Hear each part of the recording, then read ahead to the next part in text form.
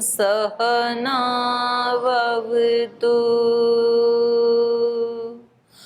सहनौ भुनक्तु सह वीर्यं करवावहै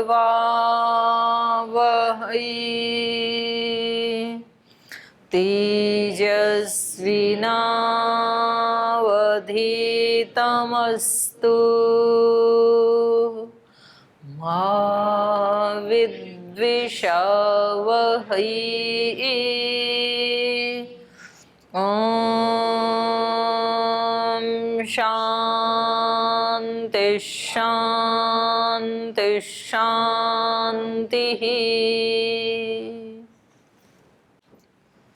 तो आज हम बाल कांड का पंचदश सर्ग पढ़ने जा रहे हैं। अश्वमेध यज्ञ पूरा हो चुका है और जो ऋत्विक थे उनको दक्षिणा आदि देकर के विदा किया। और अब महाराजा दशरथ ने श्रृंगी ऋषि से पूछा कि अगर और भी कोई इष्टि बची हो, कोई आहुति बची हो, तो आप वो भी कर्म करवा दीजिए, क्योंकि मुझे इस यज्ञ का उत्तम फल चाहिए, संतान चाहिए मुझे। तो इन्होंने श्रृंगी ऋषि ने फिर विचार किया कि कोई ऐसी कोई आहुति बच गई हो, कोई इष्टि बच गई हो, क्योंकि अश्वमेध यज्ञ किया है, यहाँ पुत्रेष्टि अभी नहीं हुई थी। तो इसलिए इन्होंने विचार करके फिर उनको आगे बताना शुरू किया। तो इसको हम पढ़ते हैं। मेधावी तु ततो ध्यात्वा स किंचिदिदमुत्तरं लब्ध संजस्ततस्तं तु वेदज्ञो नृपमब्रवीत् इष्टिं तेऽहं करिष्यामि पुत्र्यां पुत्रकारणात् अथर्वशीर्षि प्रोक्तैः मंत्रैः सिद्धां विधानतः। ततः इसके बाद स मेधावी, उस मेधा संपन्न श्रृंगी ऋषि ने ध्यात्वा, कुछ ध्यान किया और ध्यान करके ततः किंचित इदम उत्तरम, ध्यान करने के बाद थोड़ा फिर उन्होंने नृपम अब्रवीत, राजा से कहा। लब्ध संज्ञः, उस ध्यान में उन्होंने कुछ ज्ञान प्राप्त किया। लब्ध संज्ञः ततः तम ते वेदज्ञ, वो जो वेद को जानने वाले वेदज्ञ ऋषि श्रृंगी ऋषि, उन्होंने राजा दशरथ से कहा, इष्टि ते अहम करिष्यामि पुत्र्याम, पुत्र्याम इष्टिम ते अहम करिष्यामि पुत्र कारणात्, क्योंकि आपको पुत्र की प्राप्ति करनी है, तो इसलिए आपके लिए मैं अभी पुत्र्याम इष्टिम करिष्यामि, पुत्रेष्टि और कर देता हूँ। पुत्र प्राप्ति के लिए जो आहुतियां दी जाती हैं वो बची हैं, उसको भी मैं कर देता हूँ। अथर्व शीर्षि प्रोक्तई मंत्रई सिद्धाम विधानतः, और वो जो इष्टि के मंत्र हैं वो कैसे हैं? अथर्व प्रोक्तई मंत्रई ही, अथर्व वेद में उनका विधान है। अथर्व वेद में जो पुत्रेष्टि के मंत्र कहे हैं उन मंत्रों के द्वारा शीर्षि सिद्धाम विधानतः, जो सिद्ध पुरुषों के मस्तिष्क में जो वो मंत्र हैं और उन्होंने जो विधान किया है पुत्रेष्टि का, उन मंत्रों से मैं आपकी आहुति दिलवा देता हूँ, पुत्रेष्टि यज्ञ और करवा देता हूँ आपका।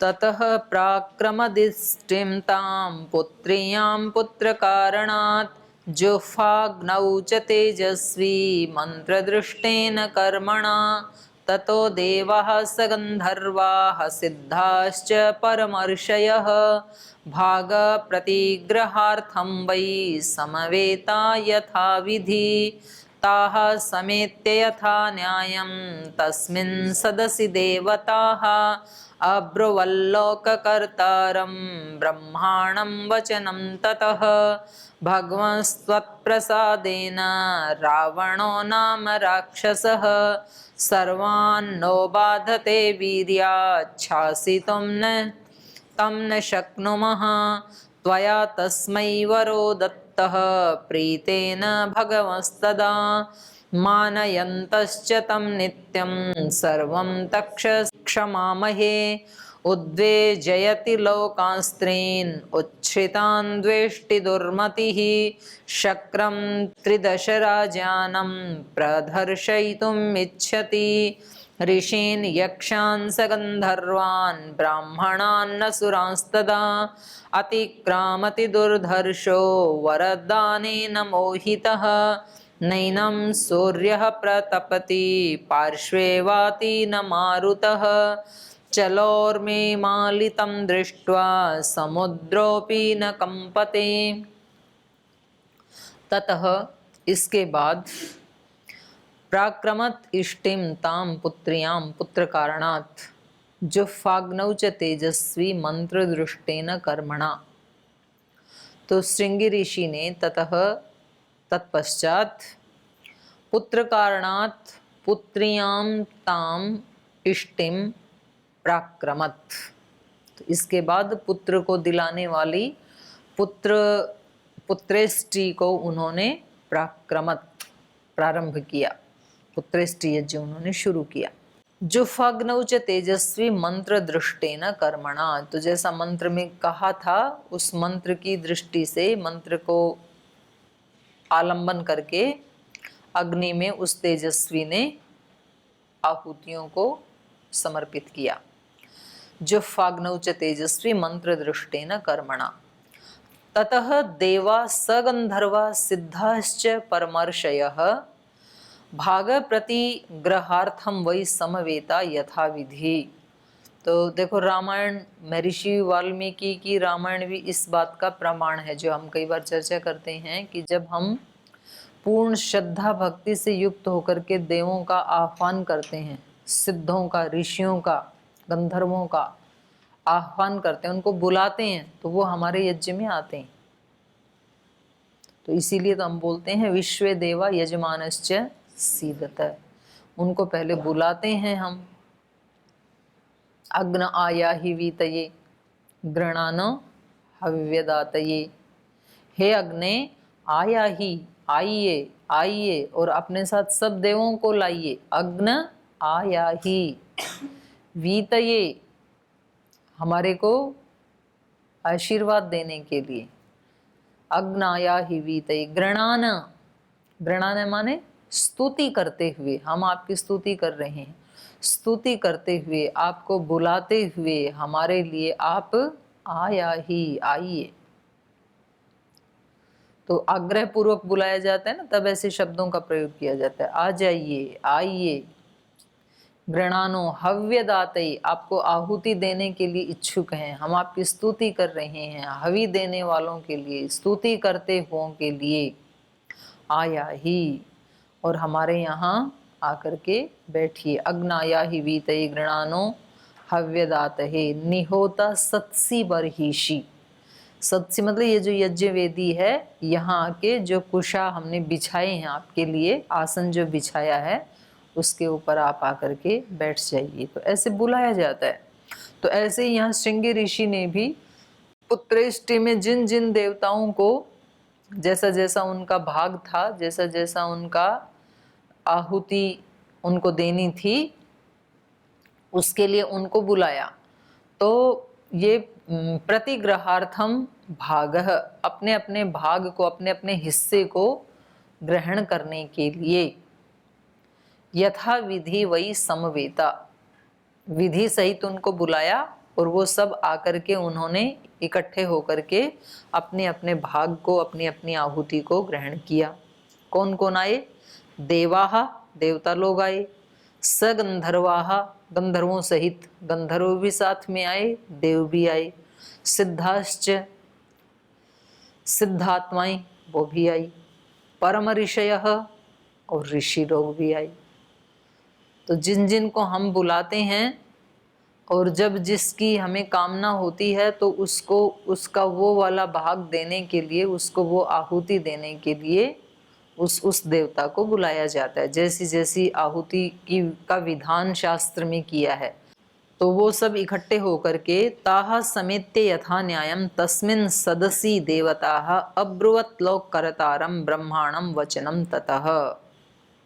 तो वो सब के सब सिद्ध ऋषि महर्षि, गंधर्व, देवता, वो सब लोग ताहा समेत्य यथा न्यायम तस्मिन सदसी देवता, तस्मिन सदसी उस यज्ञ मंडप में, उस यज्ञशाला में, निहोता सत्सी बरहिषि, मंत्र में आया ना, तो सत्सी मतलब यज्ञशाला, सदसी तस्मिन सदसी उस यज्ञशाला में, देवता ताहा वो सब देवता, यथा न्यायम समेत्य न्याय पूर्वक जब जब जिसको बुलाया वो सब समेत्य इकट्ठे होकर के सब वहां आए, और अदृश्य रूप में थे, दिखाई नहीं दे रहे थे, लेकिन वहां उपस्थित तो थे। अब्रुवत लोककर्तारम ब्रह्माणम वचनम ततः, जब सब इकट्ठे हो गए देवता तो वहां उन्होंने ब्रह्मा से कहा। अब्रुवन लोक कर्तारम, जो इस लोक का करता है, इस सृष्टि का जो करता है, तो वो ब्रह्मा माना जाता है। पालन करने वाला विष्णु माना जाता है, नष्ट करने वाला शिव माना जाता है, महेश माना जाता है। तो इस सृष्टि का जो कर्ता ब्रह्मा है, उस ब्रह्मा से उन्होंने वचनम अब्रुवन, ये वचन कहे इकट्ठे होकर के। भगवान त्वत्प्रसादेन रावणो नाम राक्षसः सर्वान् नो बाधते वीर्यात् छासितुम तम न शक्नुमः। हे भगवान, त्वत्प्रसादेन, आपकी कृपा से, आपके वरदान देने से, रावणो नाम राक्षसः, रावण नाम का जो राक्षस है वो सर्वान् नो बाधते, वो हम सबको बड़ा तंग कर रहा है।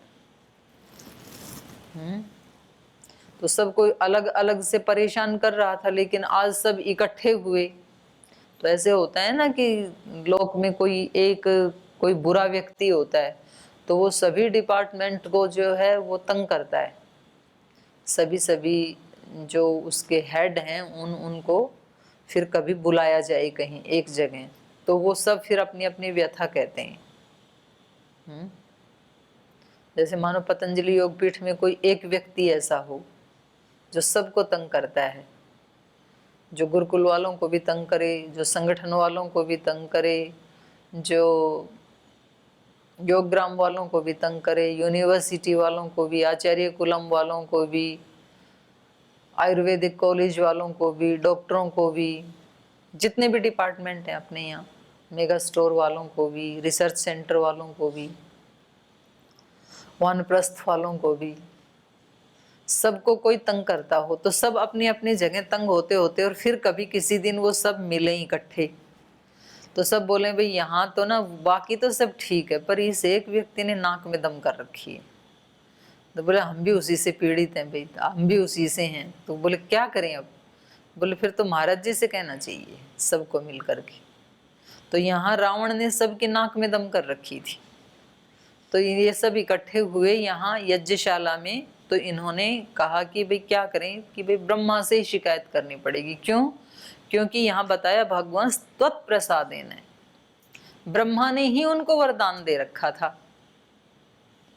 कि जी आपने इसको सर पे चढ़ा रखा है और इसने सबकी नाक में दम कर रखी है। तो क्योंकि व्यक्ति अपराध भी कब करता है? जब उसको कहीं से सपोर्ट होती है, भाई मेरा कुछ नहीं बिगड़ने वाला है यहाँ पे, तो फिर वो व्यक्ति बढ़ चढ़ के अपराध करता है। तो इसलिए कहा कि ब्रह्मा जी थोड़ा उसको आप संभाल लो।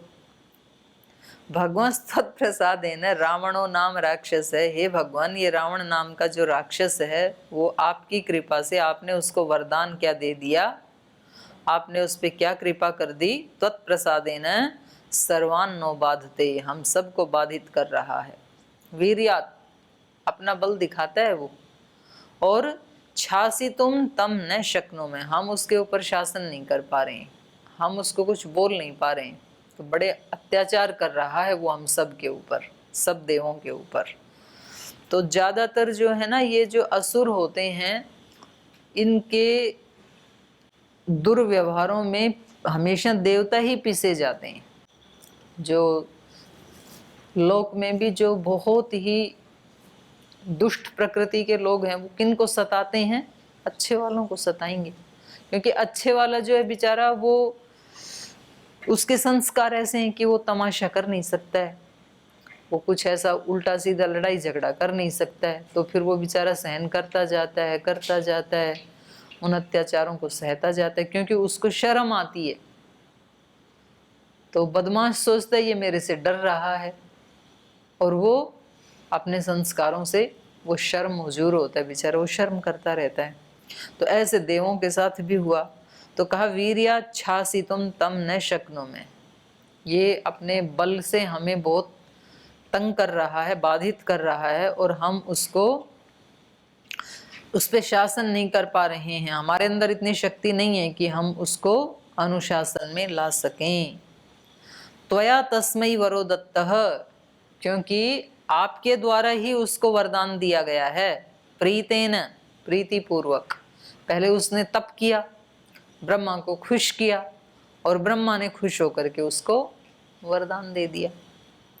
तो ये घर परिवार में भी होते हैं, ये संगठन में भी होते हैं, संस्थान में भी होते हैं। जो असुर प्रकृति के लोग होते हैं ना, तो किसी एक फील्ड में तप कर लेते हैं, या तो बाहुबल बढ़ा लेंगे, या तो बुद्धि का बल बढ़ा लेंगे, या तो संगठन में एक ग्रुप कुछ लोगों का बल बढ़ा लेंगे, या वाणी का बल बढ़ा लेंगे, बोलने में बहुत चतुर होंगे, कोई तो एक बल बढ़ा लेते हैं तपस्या करके, और फिर उससे वो अपने उस अभिष्ट देव को खुश कर लेते हैं, और वहां से फिर उनको वरदान मिल जाता है, अभयदान मिल जाता है।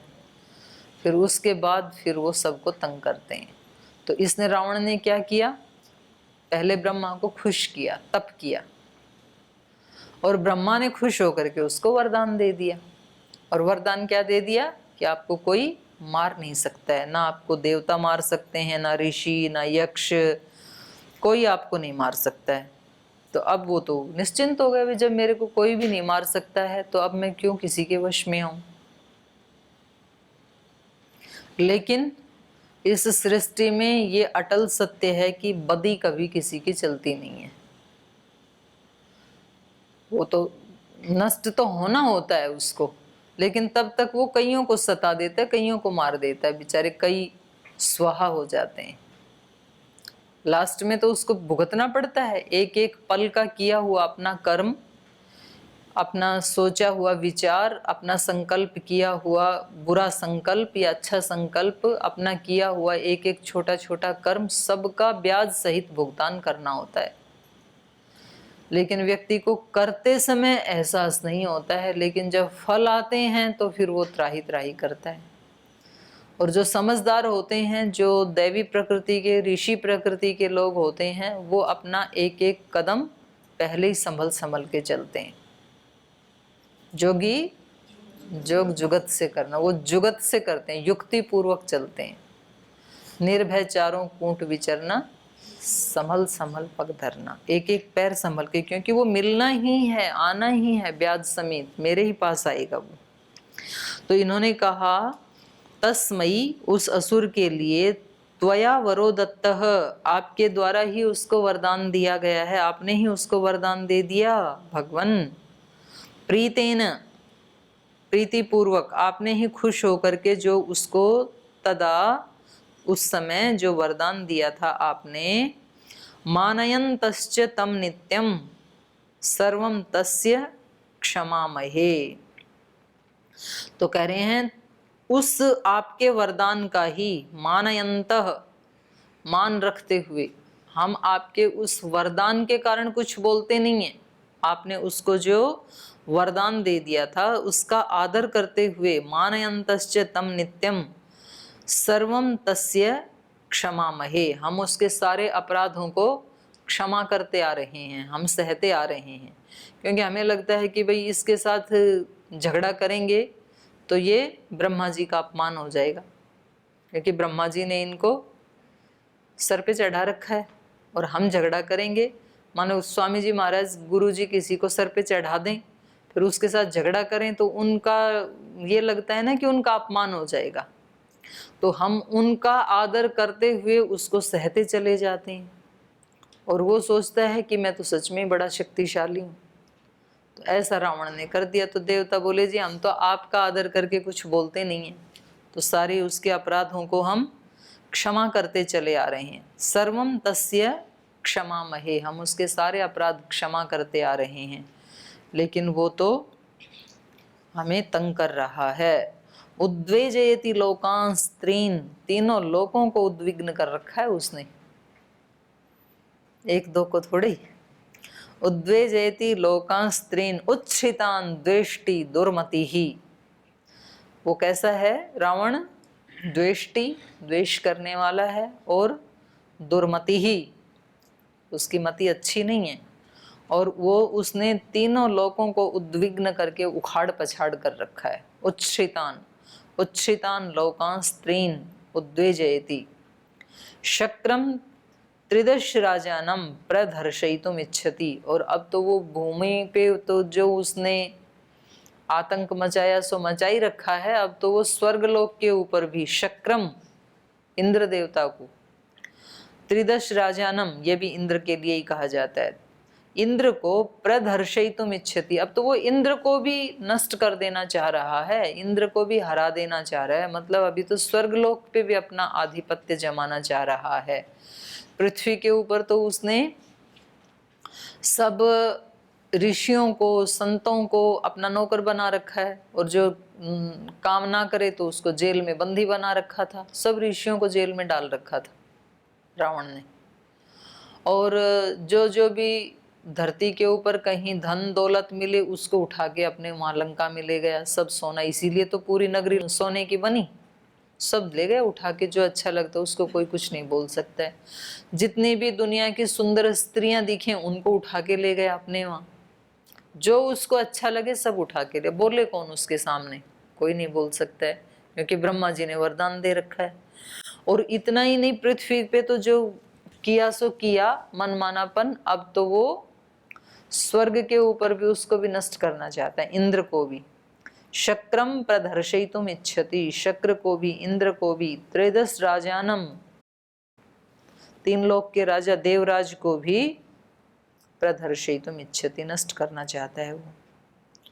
ऋषीन यक्षान सर्वगंधर्वान ब्राह्मणान असुरान तदा अतिक्रामति दुर्धर्ष वरदानेन मोहितः।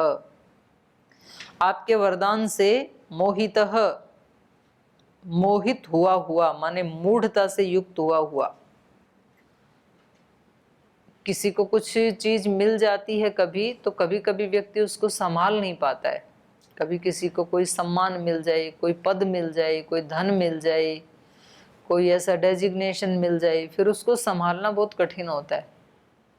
तो ऐसे इसको मिल तो गया ये वरदान, लेकिन उस वरदान से क्या हो गया? ये मूढ़ता से युक्त हो गया, मोहितः, मोह युक्त हो गया।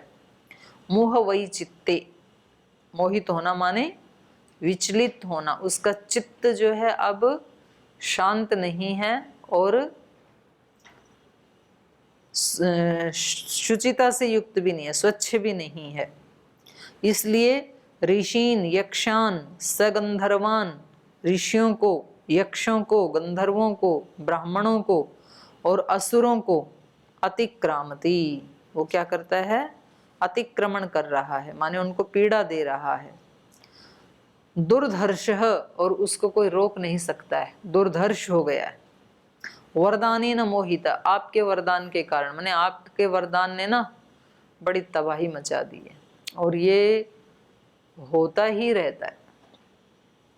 और फिर बड़े लोगों का वो जो गलत निर्णय होता है ना, उसकी सजा फिर सदियां भोगती हैं। जैसे महात्मा गांधी स्वराज्य की बात तो करते थे, लेकिन आए कैसे? क्योंकि उन्होंने वो बागडोर ऐसे हाथों में दे दी, गलत हाथों में दे दी वो, तो वो फिर क्या हो जाते हैं? वो दुर्धर्ष। फिर वो ऐसे जो वरदान होते हैं वो अभिशाप साबित हो जाते हैं कभी कभी, क्योंकि फिर उसको हटाया नहीं जा सकता है, दुर्धर्ष हो जाता है। हम संगठन में देखते हैं कई बार कुछ व्यक्ति को, मतलब उसके एक ऊपर ऊपर के, भाई ये व्यक्ति इतने बड़े डेजिग्नेशन से रिटायर हुआ है और अब इसके पास समय है, फिर वो कुछ बातें भी ऐसी मीठी मीठी करता है, जी मेरा तो सारा टाइम अब सेवा के लिए ही समर्पित है, ऐसी ऊंची ऊंची बातें करता है। लेकिन और वो उसने मतलब ठीक ही की थी वो बातें, लेकिन उसको लोक व्यवहार आता नहीं है, तो मिलजुल के आता नहीं है। आर्मी से रिटायर हुआ, ऊंचे पद से रिटायर हुआ, तो सबको आदेश देना ही जानता था केवल। तो उसके बाद फिर संगठन का ऐसा सत्यानाश किया कि सबको तहस नहस कर दिया। अब उसको हटाना मुश्किल, क्योंकि उसकी इतनी हमने प्रशंसा कर दी, तो अब कैसे हटाएं उसको, वो दुर्धर्ष हो जाता है। तो ऐसे रावण क्या हो रखा है अभी, दुर्धर्षो वरदानेन, आपके वरदान से वो दुर्धर्ष हो गया और सब का अतिक्रमण कर रहा है। ना ऋषियों को कुछ समझता है, ना यक्षों को समझता है, ना गंधर्वों को, ना ब्राह्मणों को, ना असुरों को। असुरों का तो था ही राजा। नैनम सूर्य प्रतपति पार्श्वे वाति न मारुतः चलोर्मी माली तम दृष्ट्वा समुद्रोपि न कंपते। देखो भूतों को भी वश में कर रखा है। नैनम सूर्य प्रतपति, सूर्य उसको तपाता नहीं है। जब वो बाहर निकलता है तो सूर्य भी अपने ताप को कम कर लेता है। भाई क्या भरोसा इसका। पार्श्वे वाति न मारुतः, मारुतः पार्श्वे न वाति, वायु उसके निकट जोर से नहीं बहती है, जितनी चाहिए उतनी ही बहती है। ऐसे भूतों को भी डरा के रखा उसने। चलोर्मी माली, उर्मियां चलायमान रहती हैं जिसमें, लहरें अर्थात समुद्र। चलोर्मी माली तम दृष्टवा, उसको देख करके, चलोर्मी माली समुद्रो अपि न कंपते, उसको देख करके समुद्र भी सहम जाता है, जिसमें अहर्निश उर्मियां लहरें चलती रहती हैं, चलायमान रहता है जो, लेकिन जब रावण पास में आता है तो वो भी शांत हो जाता है बिल्कुल। तो ये मतलब कुछ ऐसे जो होते हैं ना, एक तो बाहर के होते हैं आतंकवादी, उनका आतंक होता है, कुछ अंदर भी होते हैं, उसको देखते ही सब इधर उधर कोई हो नहीं सकता है, पीछे से सब परेशान और आगे कोई बोल नहीं सकता है। तो ऐसा ये रावण का चल रहा था। तो सब देवताओं ने वहाँ यज्ञशाला में आकर के शिकायतें करनी शुरू की। तो अब ब्रह्मा जी क्या उत्तर देंगे, इसको फिर हम कल पढ़ेंगे। आज समय हो गया, आज यही पाठ को विराम देते हैं।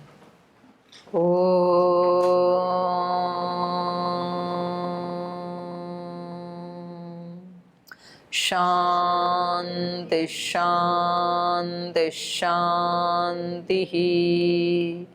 श्री गुरुभ्यो नमः।